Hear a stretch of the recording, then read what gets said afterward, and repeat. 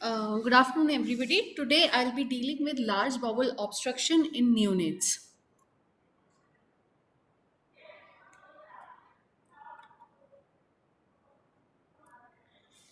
So, first I'll start with atresia and congenital stenosis of the colon. Colonic atresias are extremely rare. These are, in fact, the rarest of all the GI atresias. Seen comprise about 1.8 to 15%, and colonic stenosis is more rarer. So there is no gender or race predilection seen, and they are known to be associated with several anomalies like musculoskeletal. There could be anomalies of the eye, heart, gastrointestinal tract. There could be abdominal wall abnormalities like gastroschisis, omphalocele, extrophy, or cerebral hypoplasia, cloacal extrophy. All these are known. 15 to 20% of colonic atresias are known to have proximal small intestinal atresias as well. So it is mandatory that we have distal patency checked in operating room or during pre-op evaluation. Also noticed is that 2% of colonic atresias have associated Hirschsprung disease. This may happen when vascular insult occurs before there is retroperitoneal fixation of the colon, which occurs at around 11 weeks. And this causes caudal migration of the myenteric neurons to get interrupted. So 2% are associated. Therefore, in colonic atresias, it's also necessary to do a suction rectal biopsy. The embryology is expected to be in utero vascular insufficiency, which occurs after organogenesis. And this vascular insult could be because of volvulus, intussusception, any embolic or thrombotic events. In cases where there is maternal use of amphetamines, cocaine, or nicotine, etc. So what happens is the focal resorption of the compromised gut after ischemic necrosis.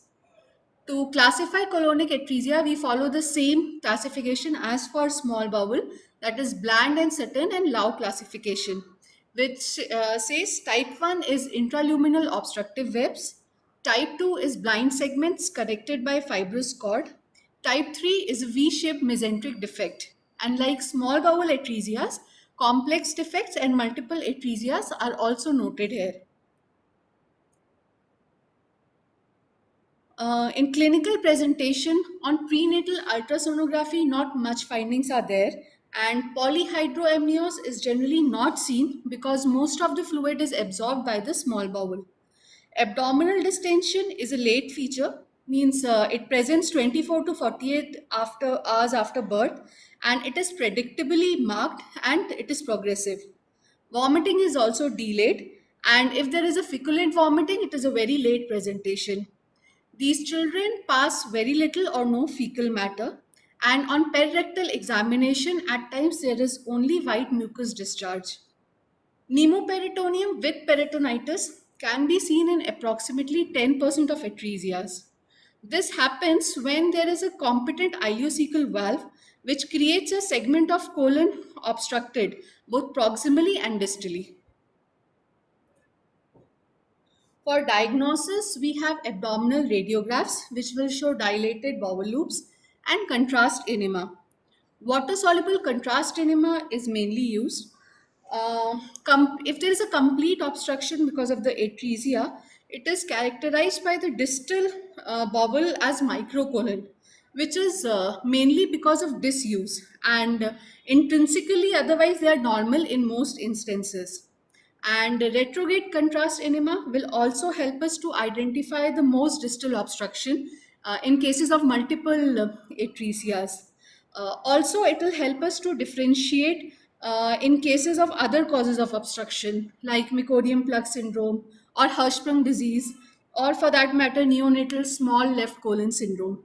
So the picture which I have shown, in the first picture, dilated bowel loops are seen and some retained contrast is there in the rectosigmoid region.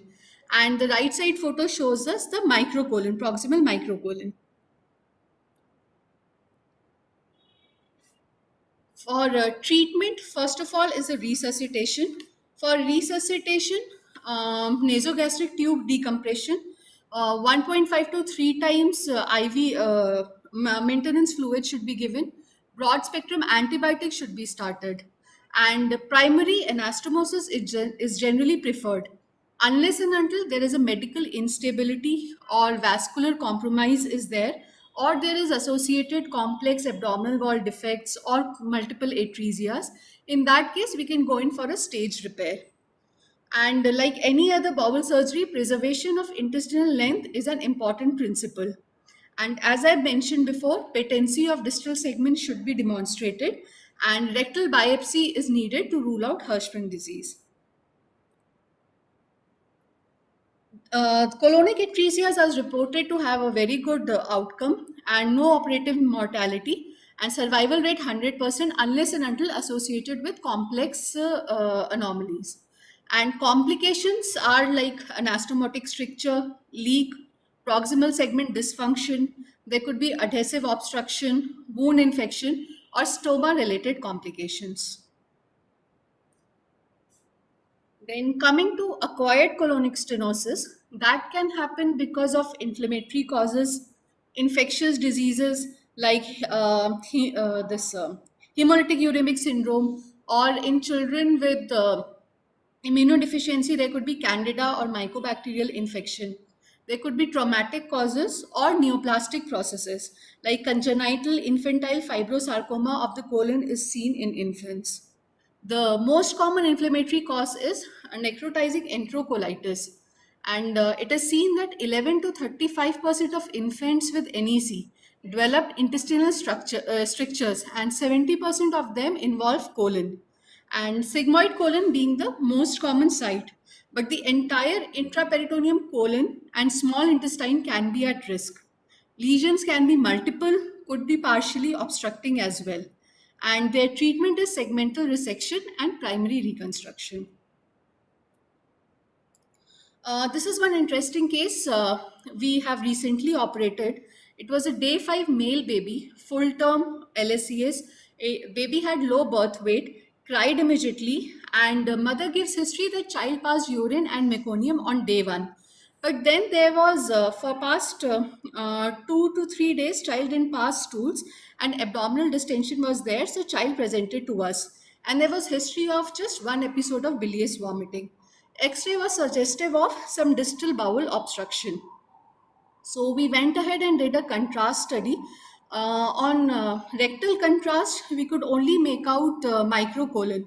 So as the child had severe abdominal distension, so we went ahead and did emergency exploratory laparotomy.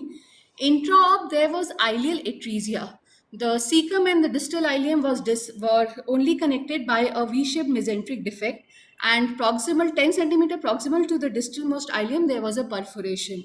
So, and that much segment of the ileum was also unhealthy. So we resected that and we did end ileostomy with the mucus fistula.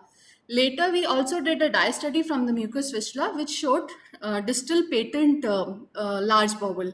So this was an example to show all how distal intestinal obstructions can be confusing. Now I will be discussing in short about the allied disorders, which like in infants, they present, we generally have confusions how to diagnose them, and they present more or less with distal Allied, bowel obstruction.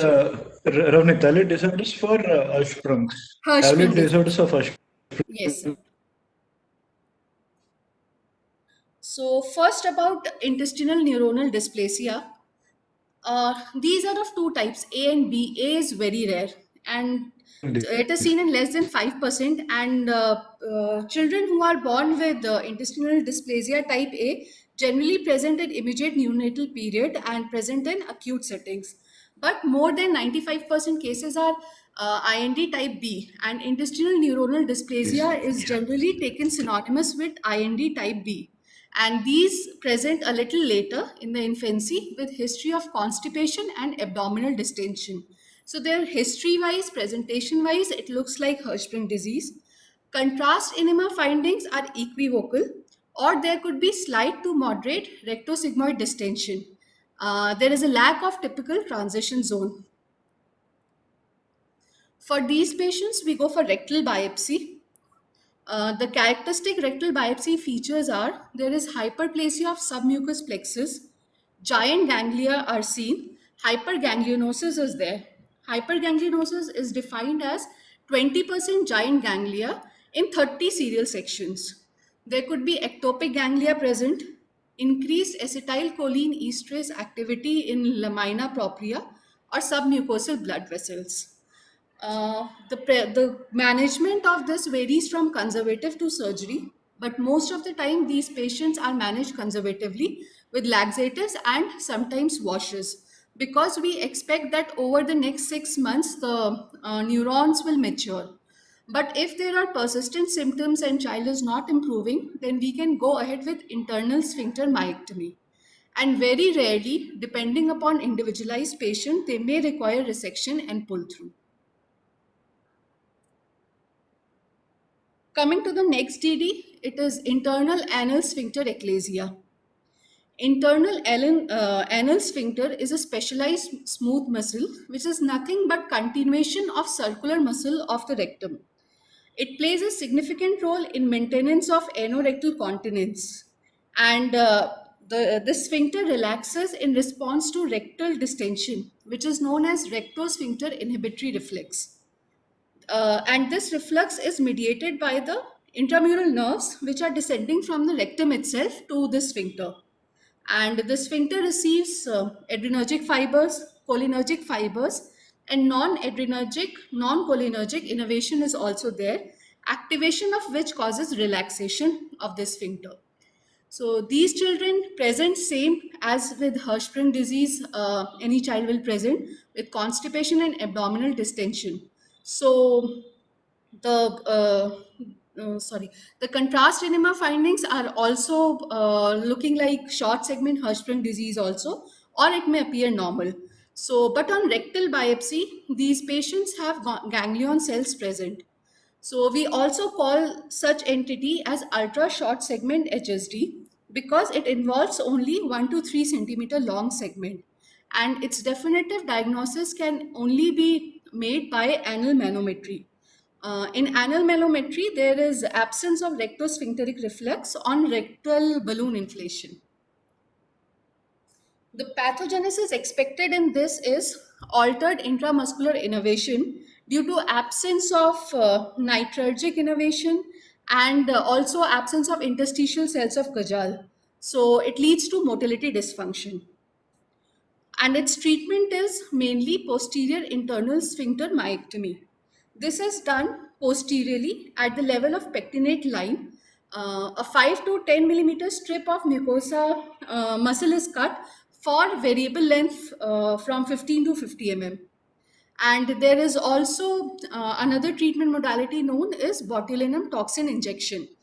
So it is 25 international unit of botulinum toxin is injected at 4 quadrants. So per quadrant, 25 international units.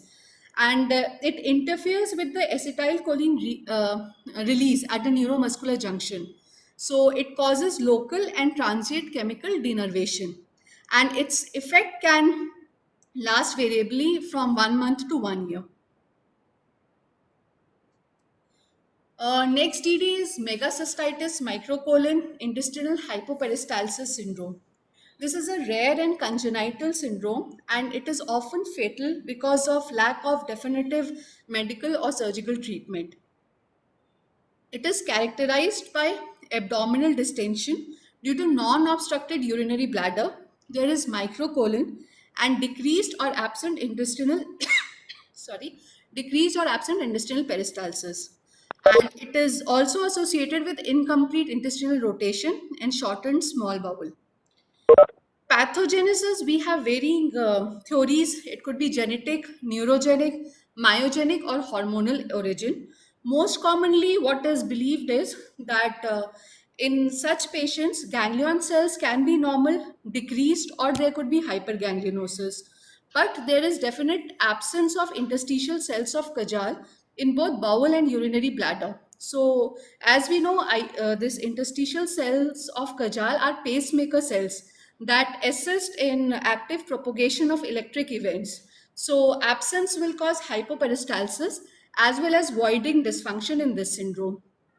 Also, one important thing noted in such patients is the smooth muscle cells. They show vacuolar degeneration. Also, there is a reduction in alpha smooth muscle actin and other contractile cytoskeleton proteins in both smooth muscle layer of bowel as well as bladder. To diagnose prenatally, we can expect if there is a very enlarged, if there is an enlarged bladder seen, but the amniotic fluid volume is normal. And on serial ultrasound, hydronephrosis can also present. So these things can give us a little idea. At after birth, the presentation is generally as neonatal intestinal obstruction with abdominal distension and vomiting. There is distended, non-obstructive urinary bladder, and most of these neonates are not able to void spontaneously. X-ray will show dilated small bowel loops or gasless abdomen. Treatment is generally considered frustrating in such patients because we have variety of interventions as and when required, ranging from gastrostomy, feeding jejunostomy, ileostomy, resection and anastomosis, for bladder vesicostomy, and end of the day, these children end up requiring TPN and their complications. Next is the meconium plug syndrome. Children affected with meconium plug syndromes are generally premature but are otherwise normal. So, this happens because of immature meyenteric nervous system, which causes ineffective peristalsis and excessive water absorption, which will cause desiccated meconium plugs that will obstruct the colon. So, contrast enema is done and it can be both diagnostic as well as therapeutic. And there was a large retrospective survey over 13 years, which noted that 13% of patients with colonic mucus plugs also have associated Hirschsprung disease, and 40% association between cystic fibrosis and meconium plug syndrome. So, classically, these two abnormalities need to be ruled out. Coming to small left colon syndrome, this is basically dysfunctional diminutive left colon, and 40 to 50% of infants have diabetic mothers. It causes transient obstructive symptoms, typically involving descending colon distal to the splenic flexure, and pathogenesis is it is expected to be because of glucagon, which is induced in relation to the hypoglycemia, and this glucagon will have constrictive effects on the smooth muscle. This condition generally resolves 24 to 48 hours after birth because of the normalization of the infant's endogenous insulin production. Contrast enema is diagnostic and it can be therapeutic also, and rectal biopsy is needed to rule out Hirschsprung disease.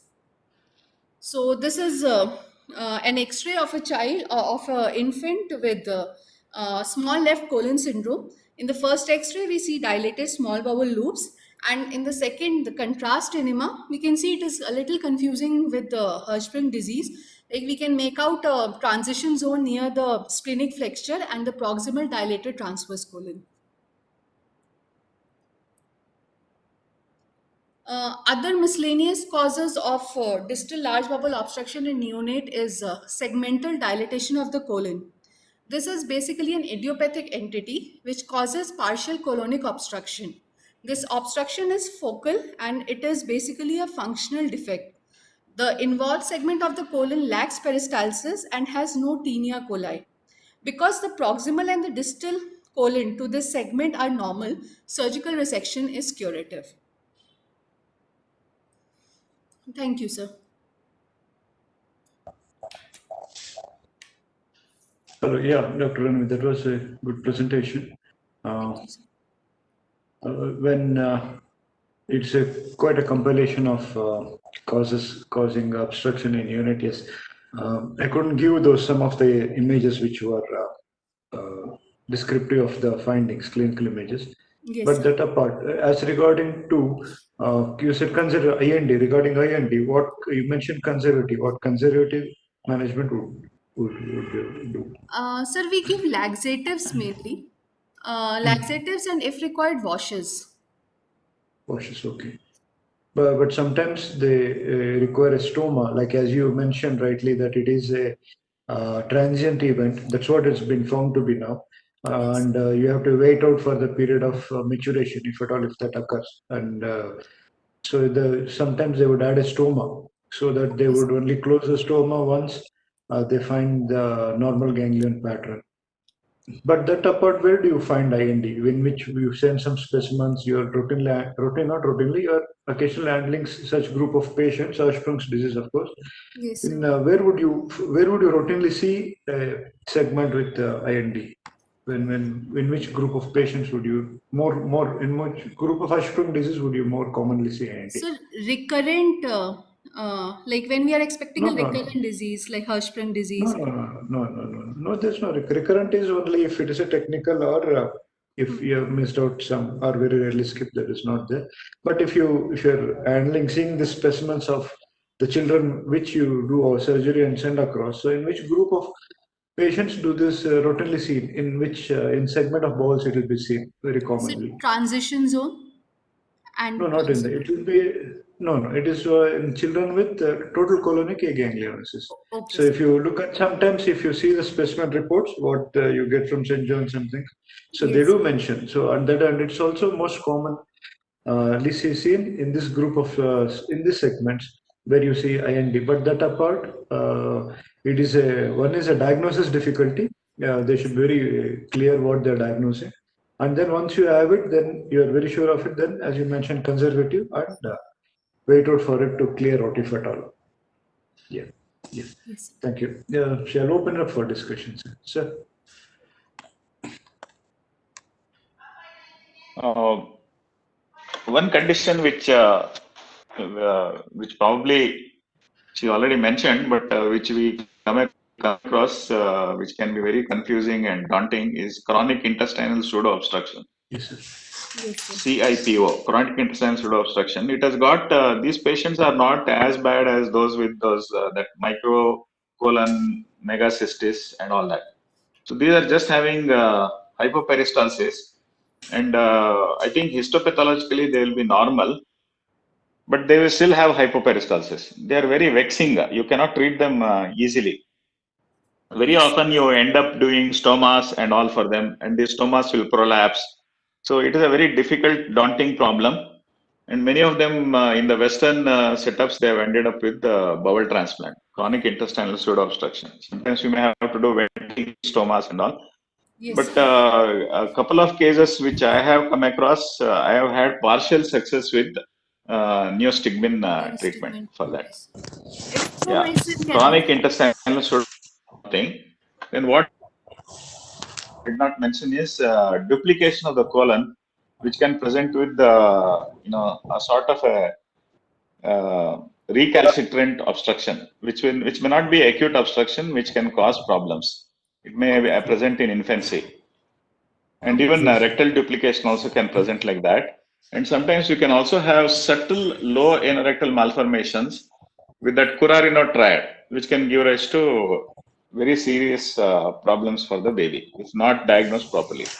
If a person is not aware of Currarino's triad, you know what Currarino's triad is, no? Yes, sir. ARM with Okay. sacral mass. Yes. Generally, it is associated with low ARM, but that Yes, sir. low ARM can be very subtle. Yes, sir. That low ARM can be very subtle, and you can just have just anterior anteposed anus, and almost all these babies will be female babies, Currarino triad babies. Yes, sir. They usually have this spinal abnormalities, and in addition to that they will have a presacral mass, a Presacral sort mass. of a teratoma, or something like that. It will not be like a myelomeningocele. It will just be like a teratoma. But they will have independently, they will have spinal abnormalities in the lumbosacral spine. And Yes, sir. related to that, they will have problems with constipation and neurogenic bladder and all that. So this is one very important thing you need to remember, Currarino's triad. Okay. Yes, Then sir. the other thing about this NEC strictures, NEC strictures can present, these colonic strictures can present just before you discharge the baby or just after you discharge the baby from the NICU. And most often these occur at that watershed area, which is the splenic flexure. Yes, sir. And I have seen maybe one patient I have seen where it was attributed to cardiac catheterization, not to NEC per se. So cardiac catheterization done in a baby can be an embolic event, and the embolus can go and lodge in the these mesenteric vessels and give rise to ischemia. It's a well-known this thing, but not very commonly seen. But more commonly, we have seen colonic atresia. It is not a sigmoid colon as you have described. It is more often seen on the left colon, actually. And very often, I have seen about 3 cases, and all the 3 cases were in the region of the splenic flexure. Yes, splenic flexure, yes. Okay, sir. And we were able to manage all these 3 cases with the primary resection and anastomosis.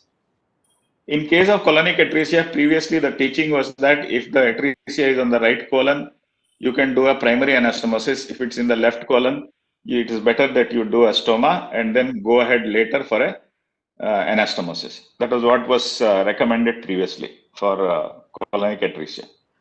I don't know what the current books recommend. Then one word about meconium plug syndrome. Yes, sir. See, normally we come across these babies in IDM babies, and I'm talking about the overlapping of small left colon syndrome and meconium plug syndrome. Okay, sir. So very often, when you give a rectal wash to these babies of diabetic mothers who present with abdominal distension, you'll get a long meconium plug, and that meconium plug exactly assumes the shape of the left colon. You can start with the anus, rectum, sigmoid colon, exactly like that. It will be there, and you can see the transition of color change happening from completely mucus to little bit of mucus blend with little bit of meconium to little more meconium when it reaches the descending colon. And then when it reaches the splenic flexure, you will see almost a thickened jelly-like meconium, which is like what you see in meconium ileus. And then normal meconium, they will start passing with your washes. So this meconium plug I have seen in plenty of babies. I can't remember how many, but lot of babies who invariably have IDM. So it is a little confusing when some authors describe them as 2 separate entities: meconium plug syndrome and small neonatal left colon syndrome. For me, it sort of is overlapping. And when I have done contrast study for these children, it looks exactly like a small left colon syndrome. Okay, sir. They do have a long meconium plug. And once you take care of the plug, they always do well. And I haven't had an occasion to do a rectal biopsy, mainly for logistical reasons, and also because these patients have come back to me and they have not had any issues with their stooling pattern. So I've not had any Hirschsprung-like symptoms. Maybe some of us are very lucky in that we don't have. But I have seen Hirschsprung's disease in one baby on left colonic atresia. We operated in St. John's when I was there. We did a stoma for that baby. We closed the stoma. Once we closed the stoma leaked. The anastomosis leaked. So then we closed the anastomosis leak again, and the second time it leaked again. That time we got suspicious, and we sent biopsies, and it came out as Hirschsprung's disease. So I think those are the things I wanted to mention. Yes, sir. Thank you, sir.